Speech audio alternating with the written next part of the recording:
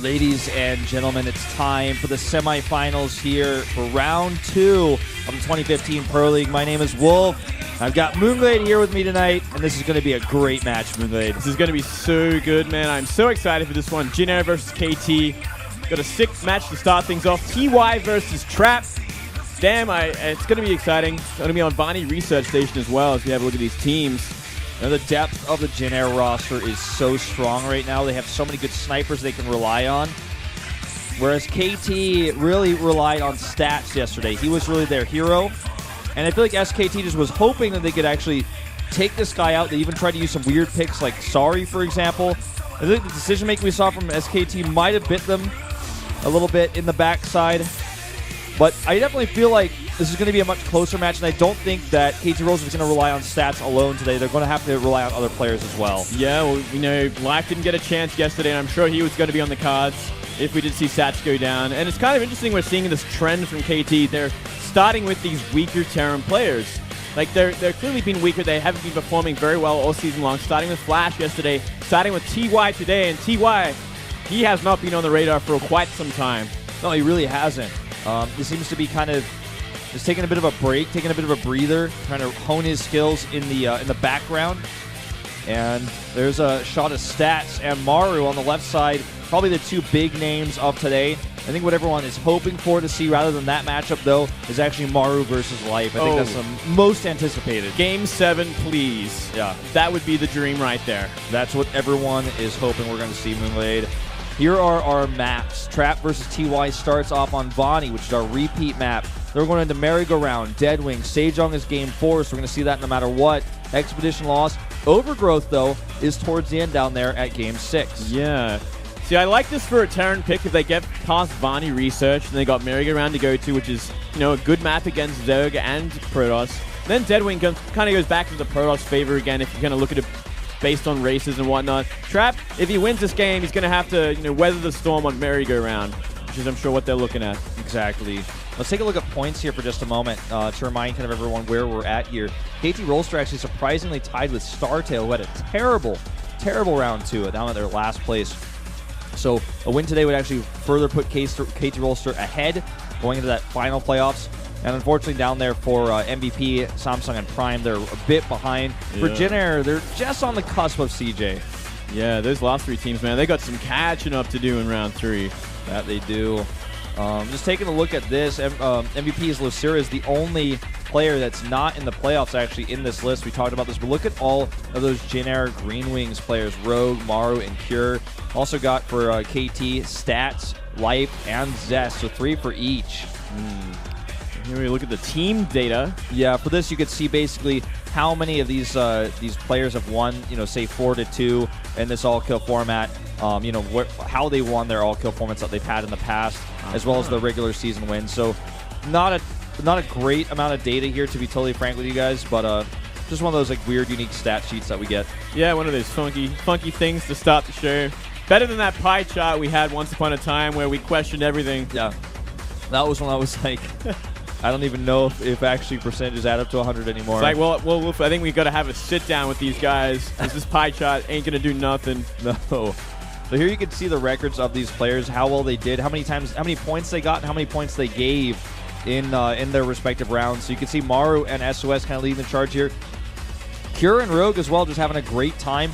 Pig Baby giving away a point, Symbol giving away 2 points, while a lot of players were traveling over at Gfinity. You can see Trap also not having the best record, but being fielded quite a bit more than he was on Incredible Miracle last year. Yeah, I mean, look at SOS. He's had a bit of a rough patch this season in general, as you can see with that pink bar down there.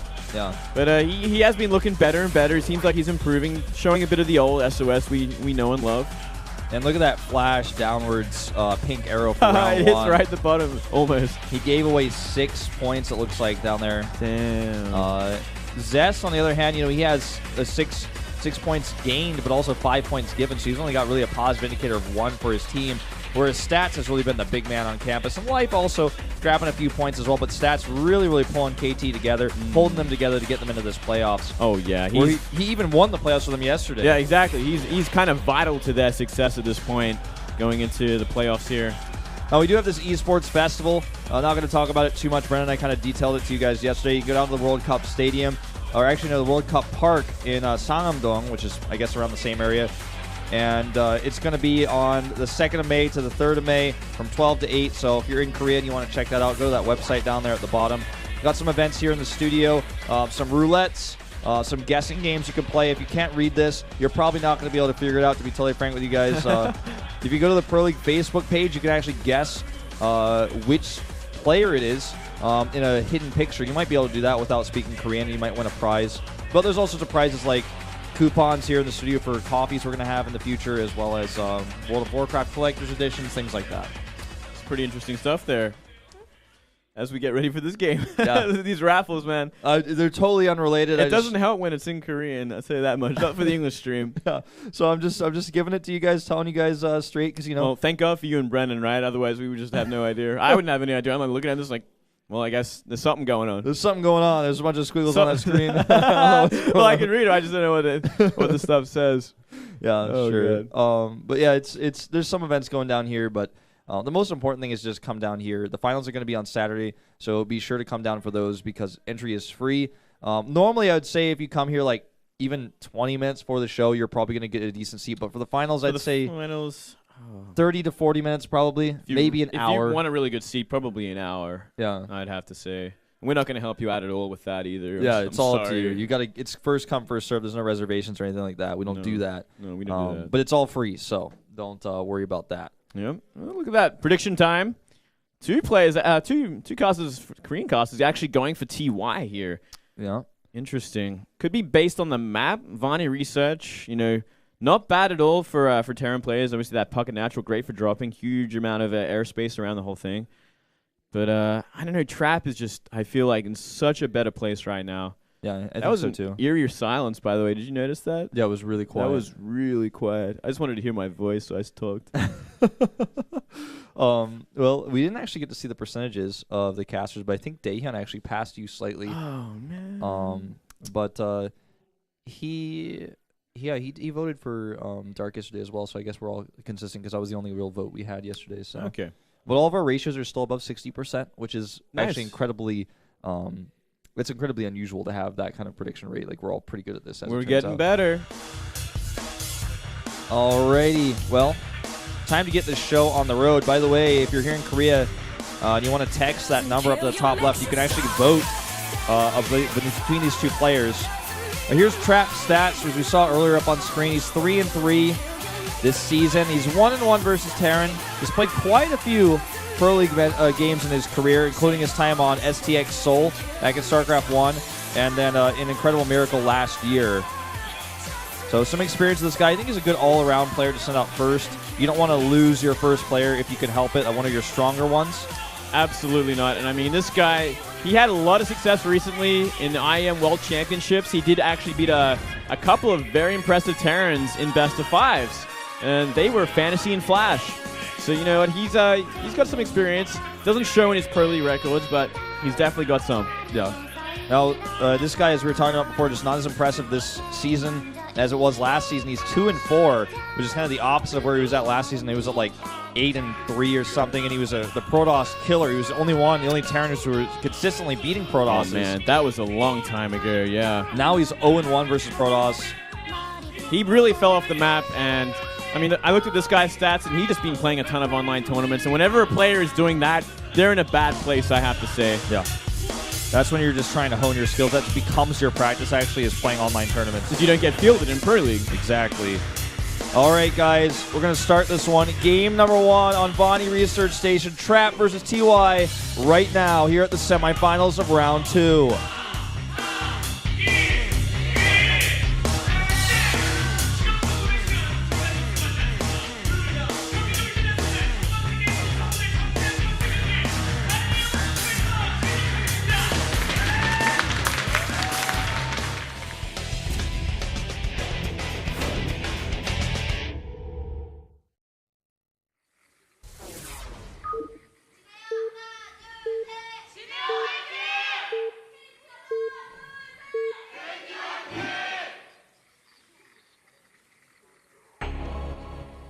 Down here in the green for Jin Air Green Wings, it's Trap Up here in the red for KT Rolster, it is TY. Now, TY has really been known in this matchup.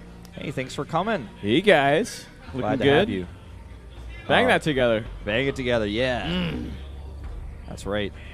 So, going into this, TY is known for, in this matchup, even actually last season, for doing Widowmine drops, doing aggressive medevac play. The votes are in. 62% of fans favor Trap here, versus 38% saying TY will take it. Only 62%.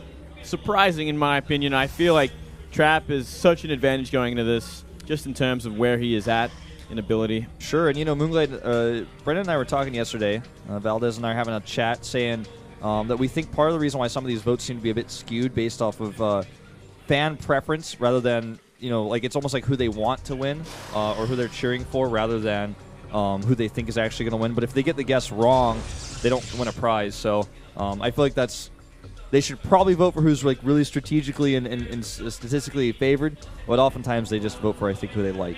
This guy's bringing some McDonald's down here. Damn. A McChicken, I think he brought. It's not healthy. Yeah, it's not healthy. But you know what?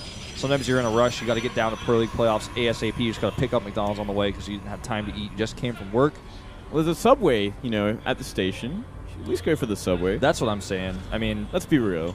I go there all the time. They know me really well. They know me by name. They know exactly what I want. When I walk in, they start making it. Damn, that is efficiency right there. Yeah. I can even call ahead if I'm in a big hurry. Oh.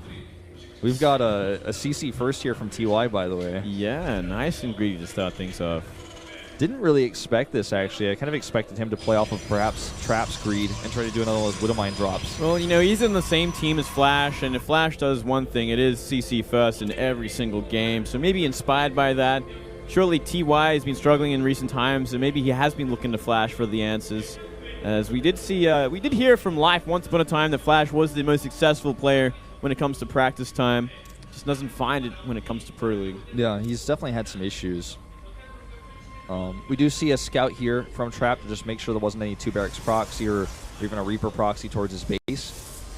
And as SCV is going to come in here, he's going to have to watch that closely. And because the SCV is now headed to this backdoor expansion, he's going to have to keep the Zealot. Oh, did he just cancel it? He canceled the Zealot. Oh, that's not going to be good. He's definitely going to get eBay blocked here. I don't think TY is going to actually go for it. Nope.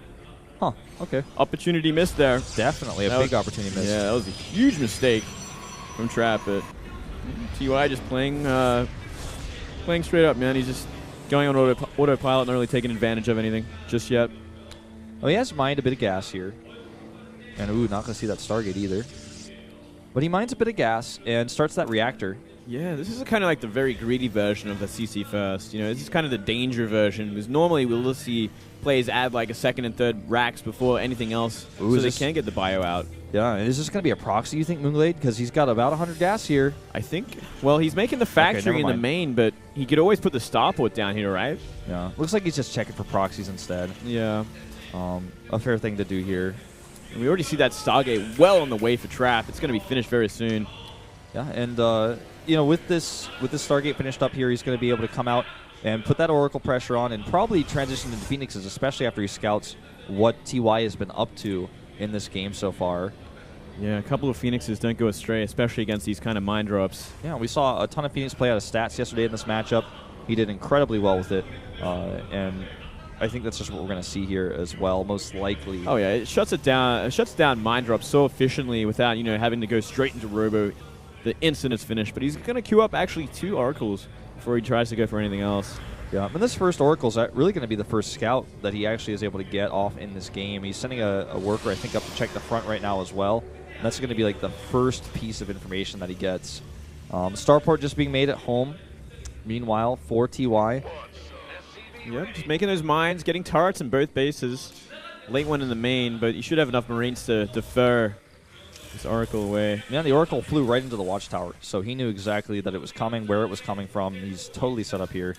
And we are going to see that transition to Phoenixes now as Trap realizes, okay, this is a quick factory fall. He doesn't have too much bio on the ground, so they can do this while getting my Robo a little bit later.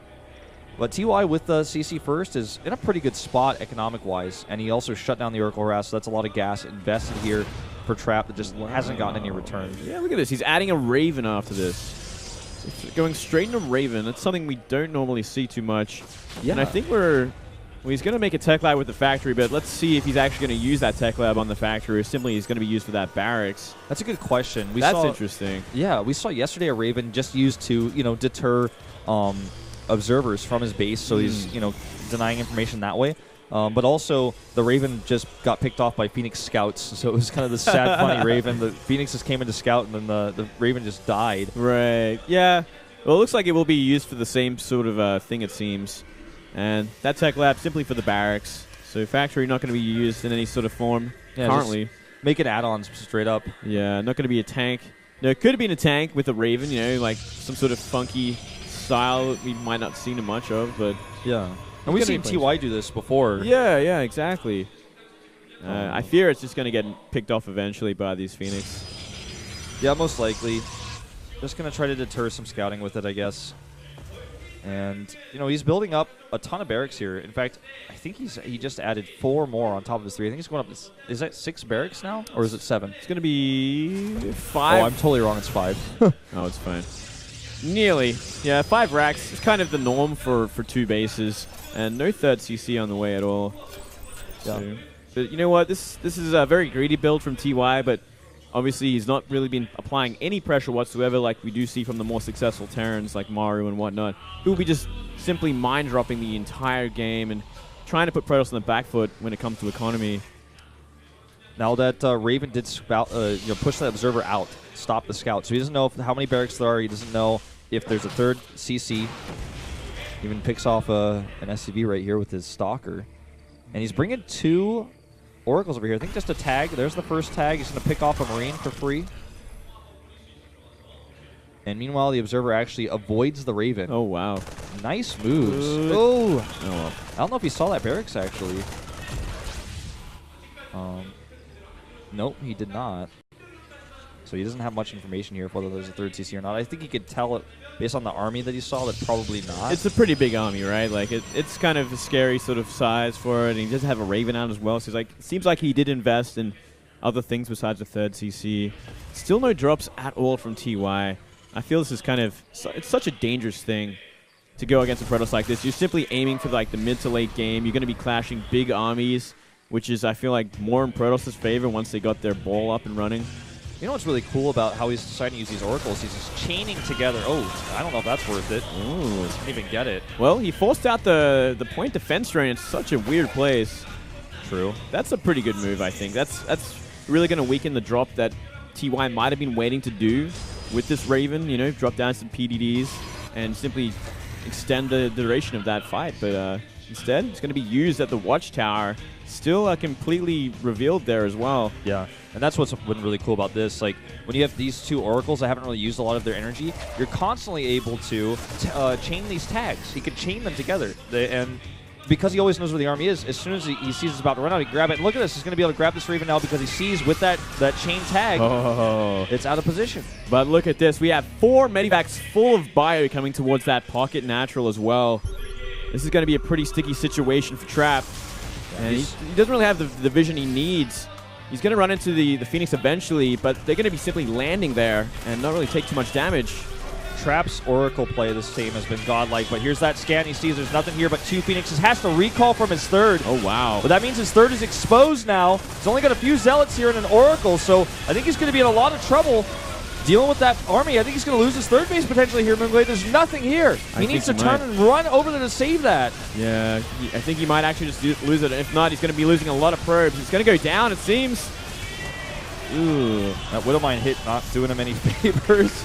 No, not at all. A lot of probes going down as well. But don't forget, TY's third base was canceled, and he still doesn't have a third base of his own. So this is still 2 base versus 2 base we're talking about here. Yeah, it's not the end of the world. But that drop's going to resume at that natural. We do have that mine up and running once again as well. It's like Zealot's going to trigger it. Yep. And, Trap has kind of stabilized from here. But he's going to have to remake that base. Oh, some serious damage there. I think he was targeting the Colossus, but they just got out of range for one of them. Yeah. But this has been very efficient trades here out of TY, and he's in such a great spot to attack this third base again. These Colossi don't have much of a buffer. He needs force fields. Oh boy, force fields way too late. Zealot's coming here, finally the tank. Another Colossus does join the fray, but there's so many Marauders who can actually just step forward here and pick this Colossus off. Doesn't want to go too far though. It's a great Zealot warp in the block. Colossus does go down. This is again just being way too efficient of trading for TY. He's got a whole second wave to go and finish off some of these probes. I think this might actually just end the game. I think so. It's just simply too much. TY found the momentum. He's not letting this go. The third is going to have to get denied again. And this is just looking absolutely horrible. Even dropping a scan here. Make sure there's no observers to further his Widowmine usage. Oh, yeah. He saves the base for now, but TY's got, I think all he has to do is consolidate himself, jump into the drops. Yep. He's up 40 supply at this point. You know, that's most of that is army supply.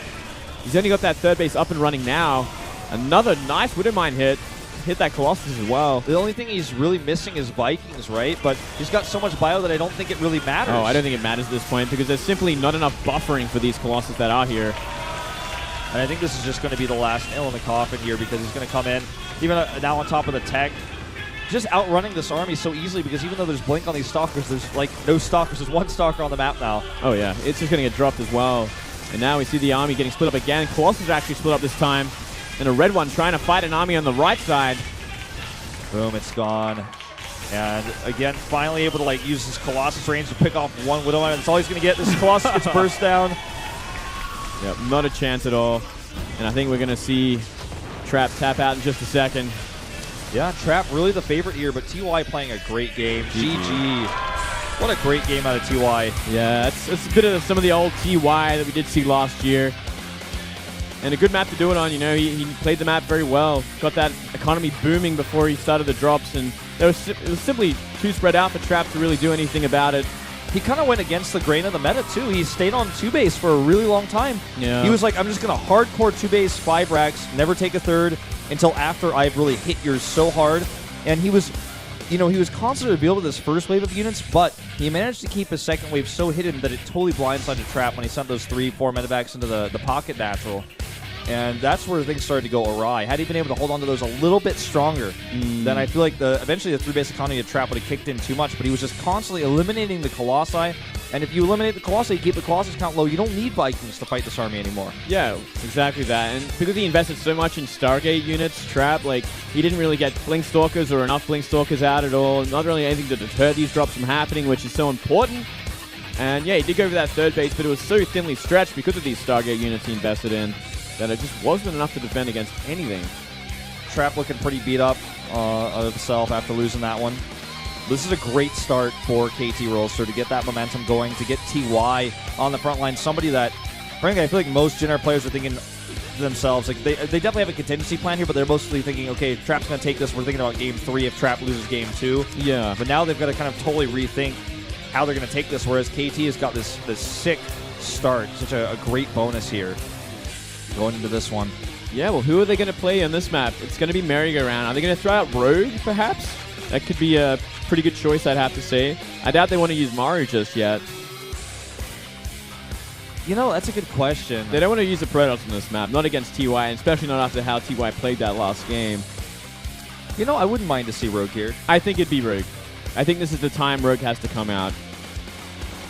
I'm trying to think of like anyone else it could be. It almost feels too simple. Like it's got to be Rogue, right? Yeah, that's what I'm thinking. We'll find out in just a second. You know, I feel like they might consider SOS here because he loves to do his sneaky, crazy snipe builds in this matchup, and this is the only map where SOS is going to be able to potentially come out and know his opponent, but TY can't have prepared for SOS. He can't have known it was SOS for sure. But I feel like there's that's in my mind like less than 15% chance. I feel like there's like a slight possibility they want to send SOS and do some weird tricky stuff, but yeah, I mean it's just such a hard map for Protoss against Terran, and this like merry-go-round, so hard to take that third base, way harder than Vaani research, and you're just going to get spread out even more from these Terran drops.